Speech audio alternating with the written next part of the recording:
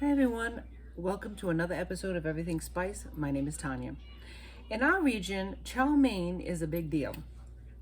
And it's made a little bit differently than maybe your traditional one with noodles. These noodles are fried.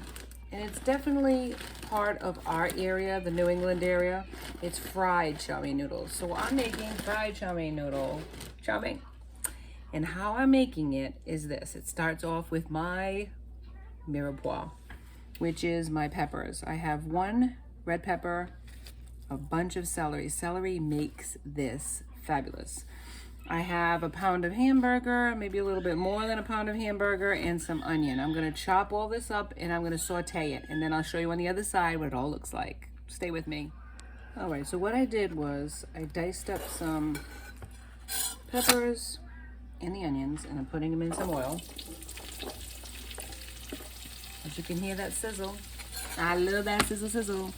Now we're gonna do the celery. Celery's pretty easy. I don't let it, I'm not like a dicer with this. Just do it like that. Makes nice cuts. And I use all of it, so right to the end and even the leaves. And put all of that in once it's done. Got a couple more I'm chopping and dropping. And once we saute all of this, then I'm going to show you, I'm not crazy about that one, let's get rid of that. I'm going to show you the special sauce that goes into it. Now when I was a kid, this was like a constant, maybe at least once a month. It was like a real event when my father would do it. But it made the dish so much more special because he took the time to create this. So this is another memory that I have of my family. And it's a really special memory. And I create this all the time for my family now. Food is a memory, right? It's not just ethnic backgrounds or where we came from. Sometimes it's things that we had in our area. We went to these restaurants, we tried these foods. We have these specialty markets that carry these things. And then our families went home, created it at home and made it their own. And now it's a memory in our own family, a tradition, right? So I make this as a tradition to my family, keep the memory of my childhood alive, and my family likes it just as much as I did when I was a kid. So I'm gonna saute this all up. Let me show you what it looks like. Come to pot. Looks really good. A little bit of olive oil, onion, celery, and pepper. Now that wasn't traditional, the red pepper, but it has a nice sweetness to it. And it adds more veggies to your diet, which is what I like about it. The sweeter the pepper, the better the pot's gonna taste. And this red one is amazing. You can use green if you don't have red or if it's too expensive in the store, because believe it or not, there is a difference between red peppers and green peppers and yellow peppers as far as price. So if you don't have the red ones or you can't afford the red ones, certainly use the green ones. This is a method, right? I'm showing you how we do it, but you can do it any way you want. I'm gonna saute this and then add right to the pot, no playing around, the hamburger. And then I'm gonna show you the sauce that we create for this beauty. Stick with me. It's chow mein, baby. It's sauce time. Sauce time, not sauce. Here we go. Here's the sauce of my episode. There's the hamburger mixed in with all of the veggies softened up. Okay? So now what we're doing is we're gonna make the sauce.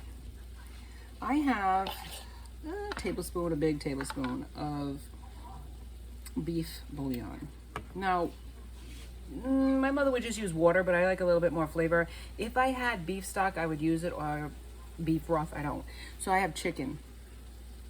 I'm gonna use it and spill it everywhere, but I'm gonna mix it with beef so it changes the flavor to the beef, because I want a little bit more beefiness to it, even though I have a hamburger. Could always use a little bit more beef. Now I have soy sauce here. Any brand will do. I'm gonna add soy sauce as I go along because it's really to taste. If I have a low sodium, you really need the soy sauce. I'm not gonna say there's substitutes to it. I really don't know if there is substitutes to it, but you really do need the soy sauce. Use low sodium.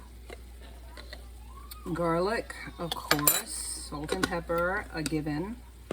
We use that for everything. Spice, everything spices, salt and pepper. That's like the start. Salt. Don't mind me going across. Screws. We're gonna mix all of these flavors in, and that's gonna be the basis of our sauce, but I have something extra. I'm gonna add some pork flavoring.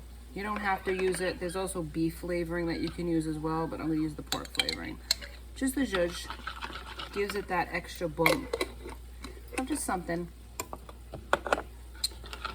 My mother never made that, so I'm not calling it Mom's chow mein, I'm calling it Mayan. If I had the beef, I would just use the beef stock and some of these little extra zhuzhes. So here's what it looks like once you mix it in. It's like a paste, a little bit more than a paste, a nice liquidy mess. I'm gonna add it now. And then what I'm gonna do is add all of the rest, which is all the rest of the chicken stock. I have a can, and I have a can and a whole container. Now you can use the beef next time. If I have it, I'll use it, but I'm just gonna use what I have. And that's the great thing about cooking versus baking, is that you can use whatever you have in your house. And I'm gonna put this in, and then I'm gonna fill it up to, let me show you. Let me show you what the pot is right here. So I'm gonna probably, to this knob, I'm gonna put some water in, because you don't want it to be too watery, because then you're gonna have to keep track of all the seasonings that go in. So I'm gonna add some water, and then I'm gonna come back and I'm gonna simmer this up and show you what it looks like. Hang with me. All right, so this is what I did. I added some cilantro to taste. I also added some of this, which is the dark soy. And that's also to taste. I like the darkened look to it. You can also use a brown, I think it's called a brown gravy or brown sauce it's called, and that makes that brown flavor too. So this is gonna cook until everything is combined, meaning the vegetables get soft. Let me show you. And once all the vegetables get softened, that's when we're gonna serve it over our fried chow mein noodles. All right, and I'll show you on the other side what this all looks like. We're at the home stretch. Stick with me. All right, we're here. We're at the finale. Now what I'm doing here is to thicken this up. Come to the pot, see? It's perfect, it's brown, it's delicious, but we're gonna make it better. We're gonna make it thicker so that we can pour it over and add it like a gravy. So what I have here is some cornstarch, some water, and cornstarch, a couple of tablespoons of cornstarch, some water. I added some celery seed to this,